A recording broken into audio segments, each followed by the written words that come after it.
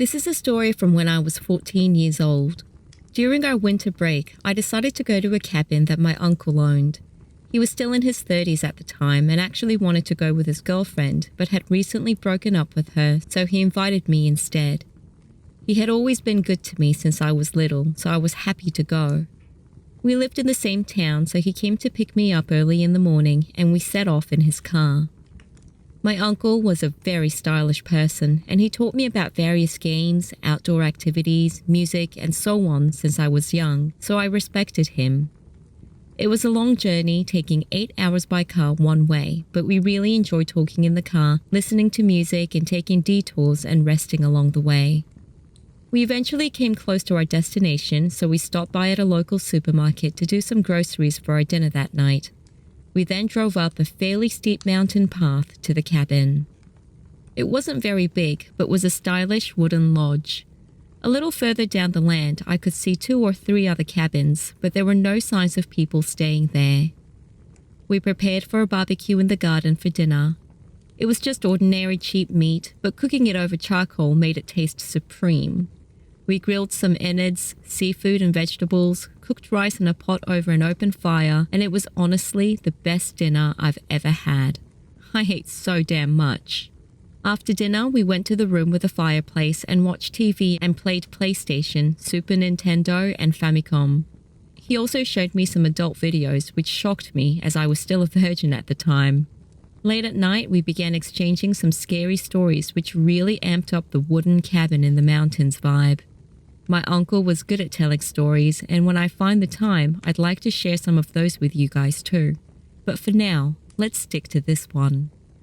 Suddenly, as if remembering something, my uncle said, "Don't ever go into the mountain behind this cabin."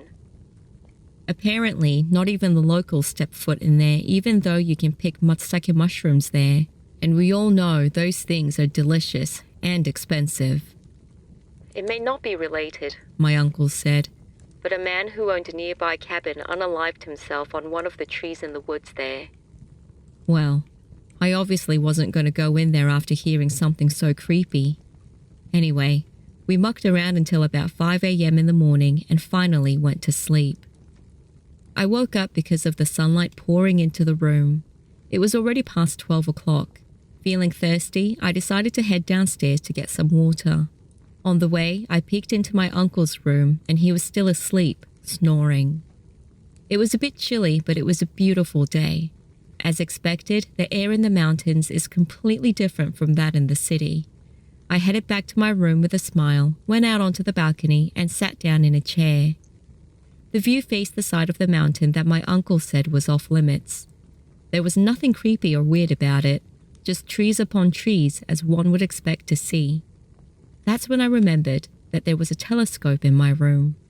Feeling curious about what I could see with it, I dragged it out to the balcony. It was a high-performance, expensive telescope, so I could see everything very clearly through it. The town was extremely far away, and I was impressed to see the birds perched in the trees deep in the woods. I must have been looking through it for a good 30 minutes when, as I was looking at the trees in the mountain behind my house, something caught my attention. There was something moving at the edge of my field of vision. It looked like a person. I could see its back. Its head was completely bald, and it was continuously twisting its whole body. Was it some local person? Was he dancing? He was holding a sickle in his hand. It was the middle of winter, and yet this person was completely naked. Maybe it was some kind of festival, but I couldn't see anyone else around. His back was towards me, so I couldn't see his face, and I was really confused. The way it was moving, the jerky yet fluid movements reminded me of Sankai Juku. Let me jump in here. For those who don't know Sankai Juku, they're a Japanese contemporary dance troupe founded in 1975. They actually tour worldwide. It's a bit hard to describe them, so here's a short clip of them for you. I don't know much about dancing, and sorry if I offend anyone, but contemporary is not one that I would call beautiful. I think a few seconds of this clip gives a really good idea of what this kid saw deep in the woods. And to me, it's creepy as hell.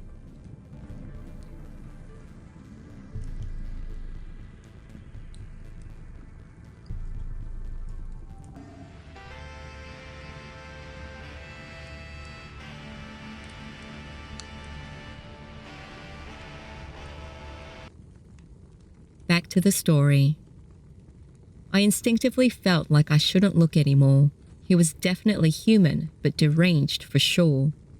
It was a really eerie thing to see, and I knew I should stop looking.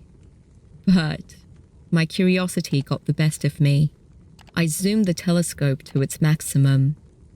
I could see the back of his bald head. It was really pale. I felt a chill run down my spine. And then it slowly turned around while dancing. It had what was probably a human face. It had a nose and a mouth. However, it had no eyebrows and only one eye above its nose, and it was vertical. I began shaking uncontrollably. One eye, a deformed, insane person. His eye looked directly at me as if he could see me too.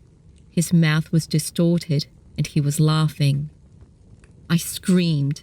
I actually started screaming the moment our eyes met. Tears overflowed and I couldn't stop crying.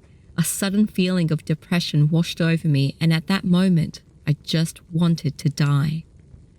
I was running around the room half crazed when my uncle came rushing in. He stopped me and asked me what was wrong. The only words I could say were, monster, telescope, woods. My uncle ran out and looked through the telescope. After a few seconds, he groaned and clutched his head.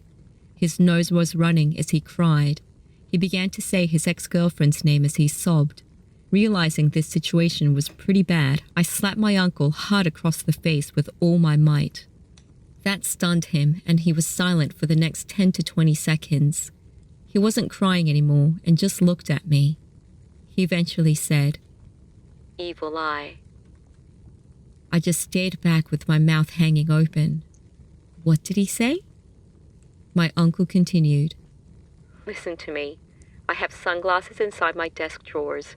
Bring each of us a pair." I asked him why when he cut me off and yelled back to just do as he says. I did as I was told and handed him the sunnies.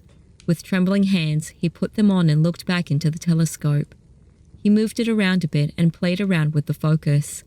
After going still, he gagged as if he was about to throw up and then told me to put mine on and look through the lens. I didn't ask any questions this time and peered into the telescope. The view was blurred because of the sunnies, but I saw it amongst the trees, and our eyes met once more. I was immediately overcome with an indescribable sense of despair again, but it wasn't as bad as the first wave.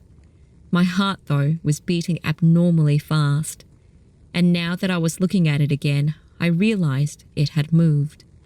It was moving ever so slowly in its floppy, grotesque manner, its one eye still fixated on us.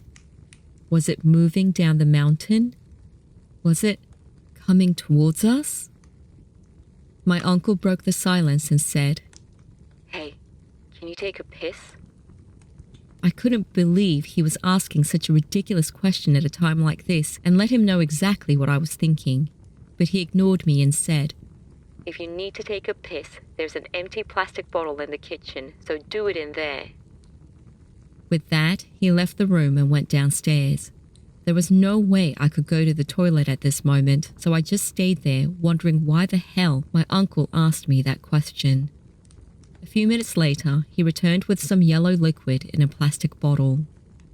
He handed me an empty bottle and told me one more time to piss in it if I ever had to go. I ignored him and asked him what that thing was. "I don't know, but when I was a kid, I used to go camping in the mountains with my dad. You know, all sorts of strange things happen in the mountains. We would hear whispering outside our tent at night, but no one was there but us. When weird things like that happened, we used to make a perimeter around us with pee, and it would stop right away. So, yeah." He held up the bottle and shook it. He then looked through the telescope. He made a gurgling sound again as he stared into it. That thing, I don't know how fast it's going, but it's moving really slowly towards us. That's for sure. Then let's get the hell out of here. There's no point. As long as we don't divert its interest from us, it'll probably follow us wherever we go. This is a kind of curse. It's the evil eye. I asked my uncle why he knew so much about this, and he started to answer me about a time he had to go to Northern Europe for work, but stopped mid-sentence and told me that he'll tell me the story if we survived this ordeal. Apparently, we were to stay put and fight back against this thing.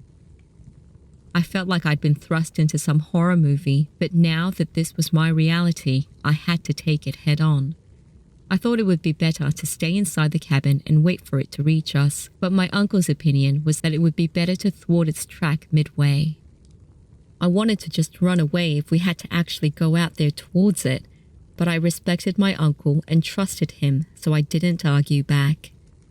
We took our sunnies, our plastic bottles, a backpack with some food, a binocular, a wooden bat, a flashlight and some other stuff and headed into the mountain behind the cabin. He wanted to try to stop anything from happening before nightfall.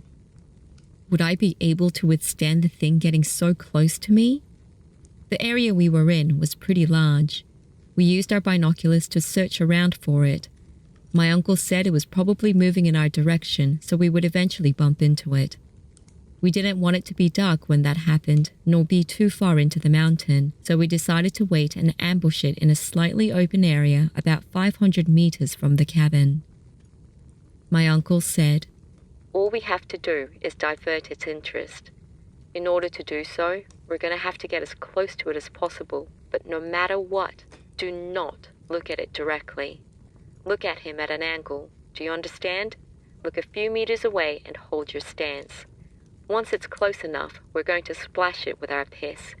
And if that doesn't work, listen carefully, because I'm being 100% serious. We have to flash it."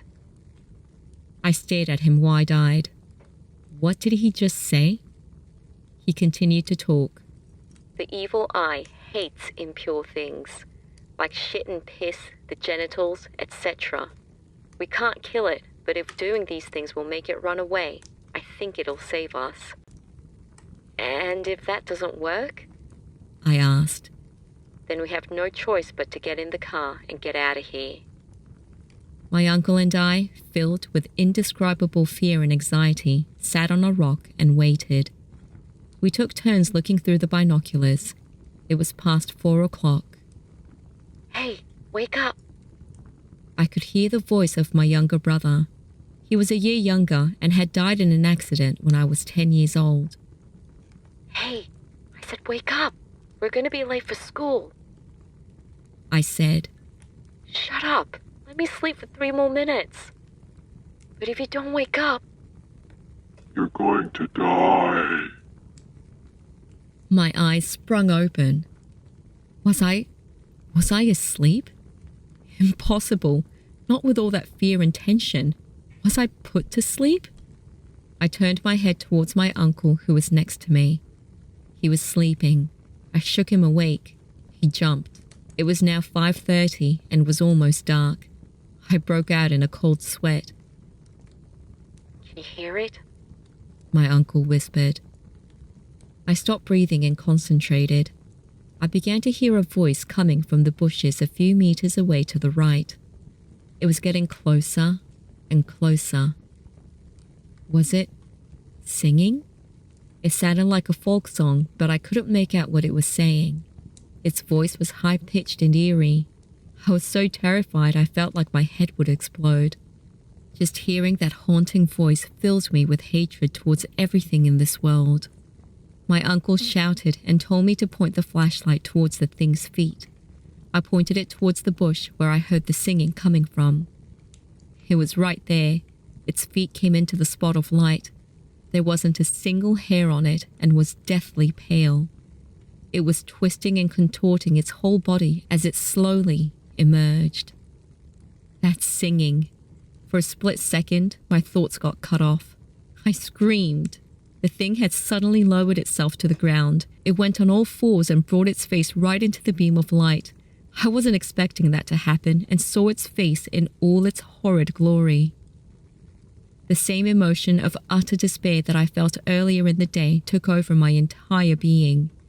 The only thought in my mind was, I want to die, I want to die, I want to die. My uncle turned over the plastic bottle filled with our piss and splashed it toward the thing. He was bawling his eyes out. I dropped the flashlight by accident, and the thing was right in the middle of the spotlight. It slowly crawled its way over to us, writhing its body in awkward angles as it did so. It almost looked like a newborn foal, shaky on its legs, unable to walk properly, looking as if it might fall over at any second. It continued to sing that horrible song, and what made it even creepier was its high-pitched voice. Just when I thought I might as well bite my tongue and die, my uncle's cell phone started ringing. He was crying, but as if in a trance, he took his phone out of his jacket pocket and looked at it. I had no words. Here I was about to die, and my uncle was staring at his phone. I watched him in the dim light. The phone was ringing. My uncle continued to stare. It was crawling towards me and slowly getting closer. I didn't realize, but I'd wet myself some time ago out of pure terror. This was it. I was going to die. At that moment, my uncle let out a crazy scream, picked the flashlight back up, ran over to me and picked up my plastic bottle. He yelled at me to shut my eyes because he was going to shine the light on its face. I rolled onto the ground in a frenzy. My sunglasses slipped off and I shielded my head and closed my eyes. The rest is what my uncle told me after. It's a bit gross, so please bear with me.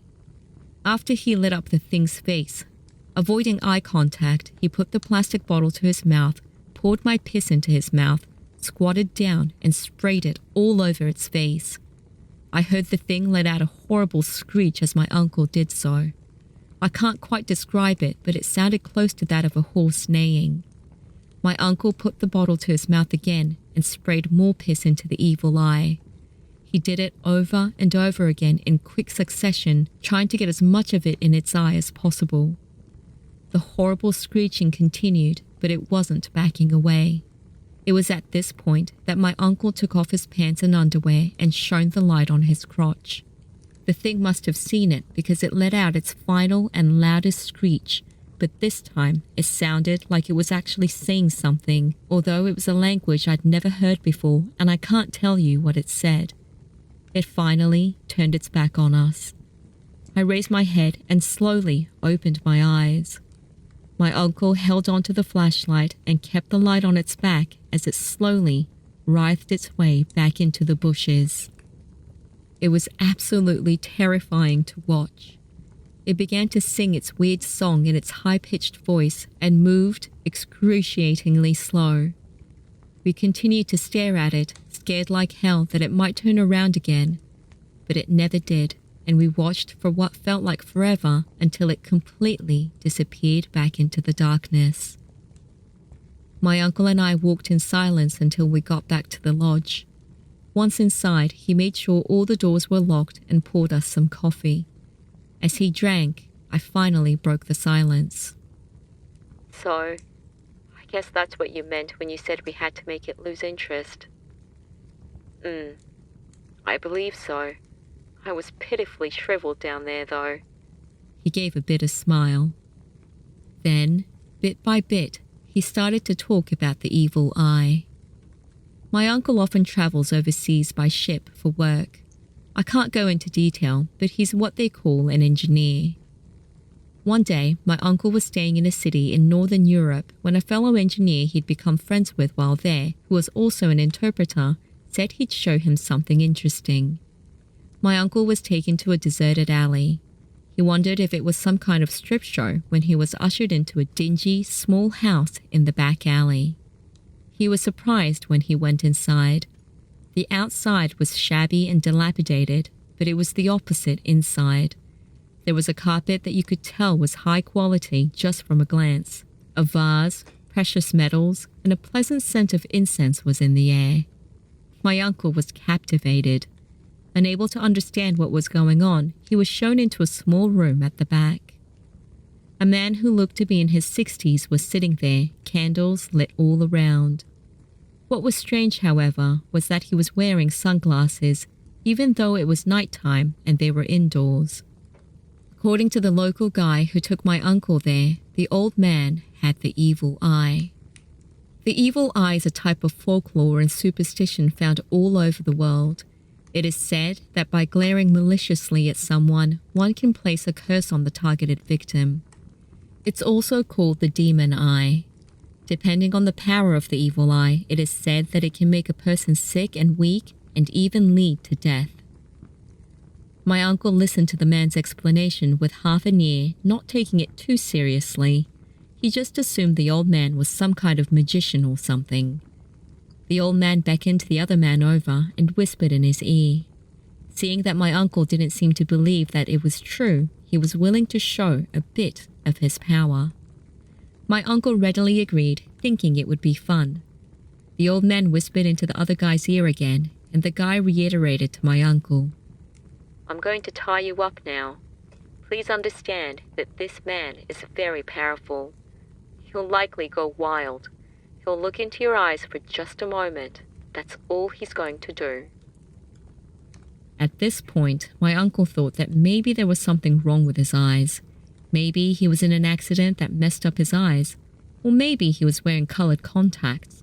Or maybe there was some hallucinogenic effect starting to take over from the incense he breathed in when he first walked into the room.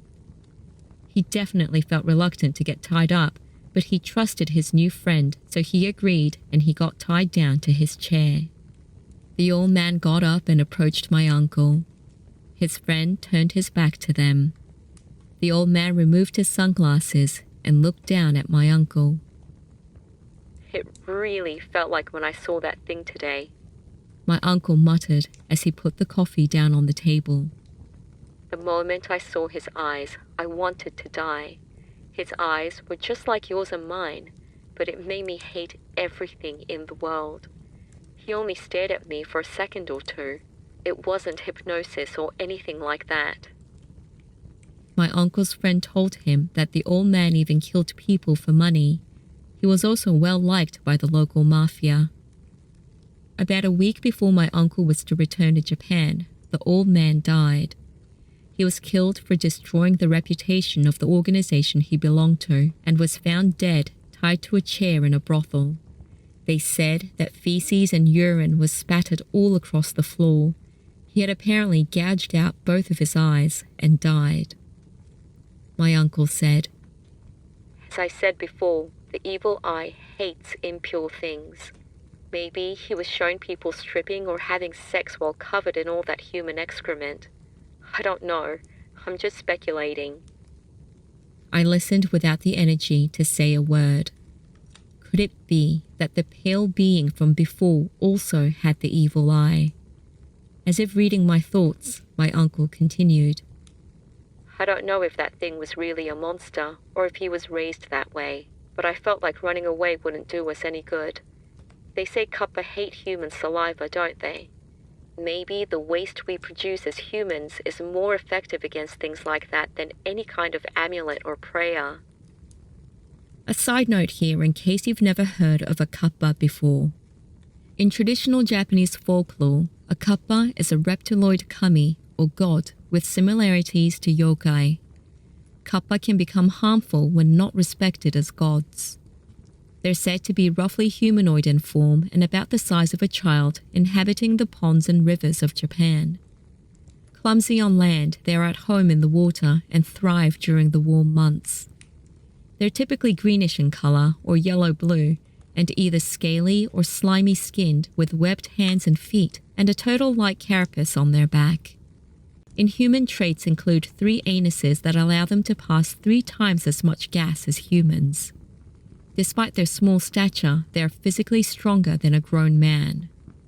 The Kappa are sometimes said to smell like fish and can swim like them. While potentially dangerous and mischievous, they're said to be very honorable, always keeping promises and being highly intelligent.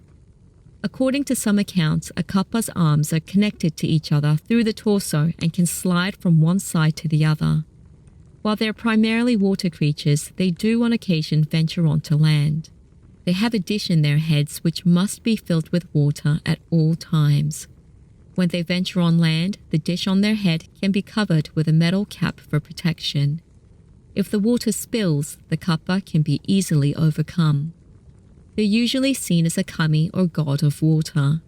Their actions range from comparatively minor misdemeanors such as looking up women's kimono if they venture too near to the water, to outright malevolence such as drowning people and animals, kidnapping children, raping women, and at times eating human flesh. Though sometimes menacing, they may also behave amicably towards humans. As water monsters, Kappa have been blamed for drownings and are often said to try to lure people into water and pull them in with their great skill at wrestling. They're sometimes said to take their victims for the purpose of drinking their blood, eating their livers, or gaining power by taking their shirikodama, a mythical ball said to contain the soul which is located inside the anus. Oh wow, I just learned something new. So, I didn't grow up in Japan, but I did hear about them whenever I came back for a visit. Adults used them to scare us into staying away from murky ponds and lakes. They would tell us a Kappa will pull out our intestines from our bum and we would drown and die. This whole mythical ball containing the soul inside the anus is most certainly where this terrifying story came from. I also remember seeing signs like the one on the screen now on fences surrounding lakes and ponds. So yeah, they have been used to warn children of the dangers lurking in rivers and lakes and to keep them out of there. Back to the story. As I was listening, I remembered my younger brother's dream and told my uncle. I got emotional as I wondered out loud whether he had saved me. My uncle listened attentively, remained silent for about a minute, and then finally spoke. Yeah, maybe. I remember him having more balls than you. Do you remember when my phone started ringing? It was from my ex. But the thing is, it's impossible to receive calls because there's no phone reception around here. See? He showed me his phone, and sure enough, there was a little logo on the top right corner that signified that we were out of range. So yeah, strange things can definitely happen. Let's get out of here. I'm gonna sell this cabin, and I need to call my ex. My uncle laughed as if embarrassed, finished his coffee, and stood up.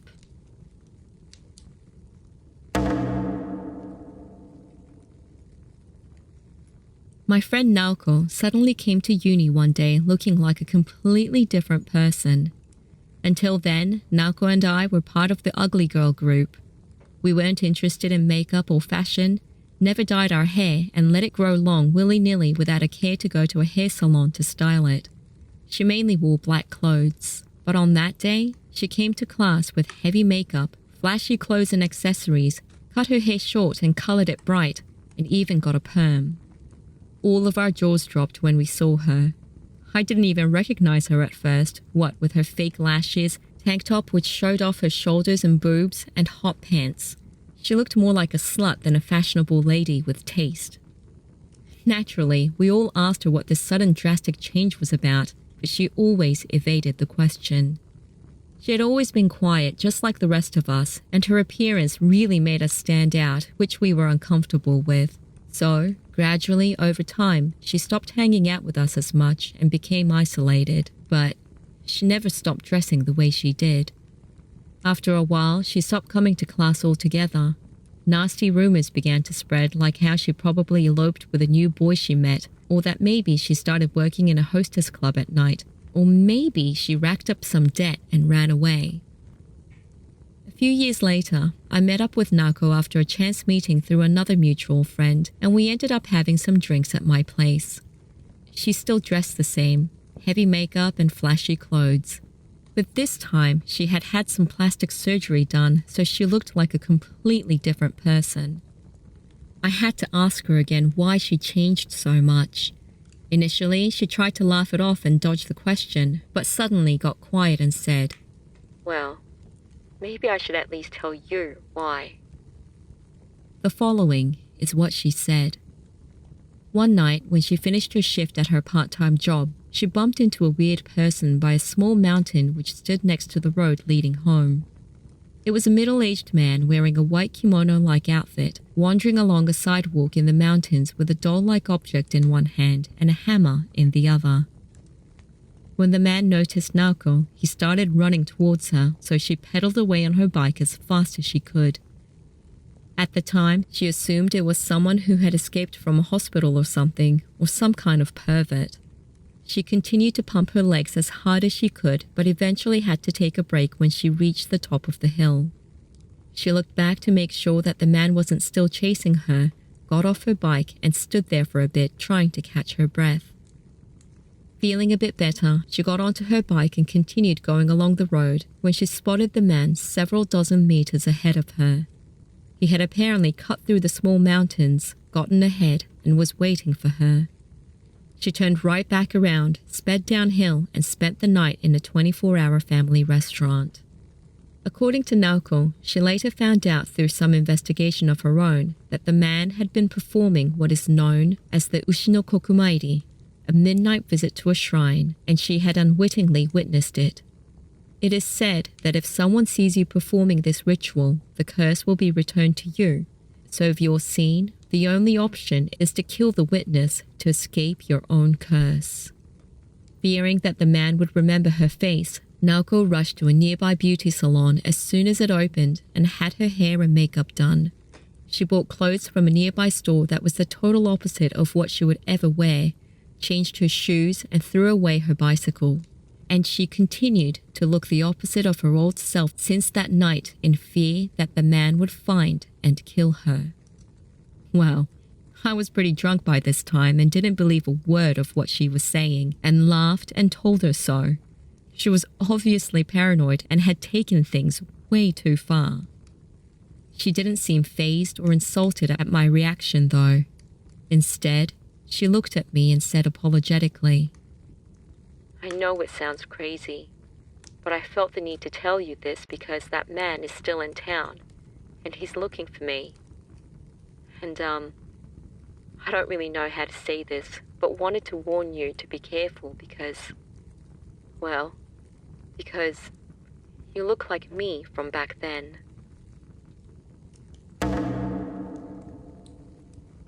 That's the end of the second story, but I wanted to give you some additional information regarding the Ushi no Kokumairi, or the Ox Hour Shrine visit.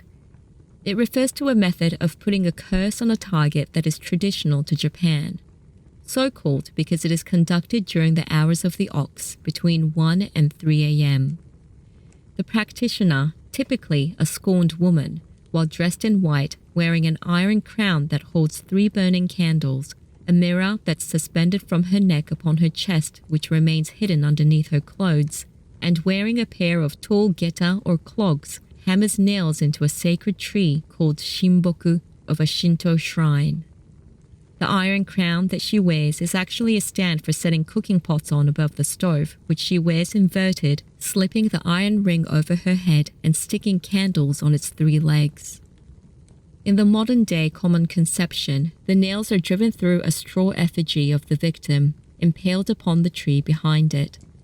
The ritual must be repeated 7 days running, after which the curse is believed to succeed, causing death to the target. The Kifune Shrine in Kyoto is famously associated with the ritual. Sources say the common method of the ritual developed during the Edo period between 1603 and 1868. It was believed that the spot struck on the straw doll corresponded to the area of the body where the target would begin to experience illness or injury. However, this straw doll or other form of effigy was not a definitive requisite in the ritual, even relatively late in the Edo period. For instance, in this picture from 1779, it depicts a woman holding a hammer but no doll, nor is the doll mentioned in the caption. In this case, the nails are driven directly into the branches of the sacred tree. So there we go. Through this video today, I learned a couple of new things myself, such as more in-depth background about the Kappa and this ritual called Ushi no Kokumairi. I hope you guys found it interesting too. If you've made it this far, thanks for listening till the end. See you again soon. Oh, and if you haven't subscribed yet, please do so now. Cheers.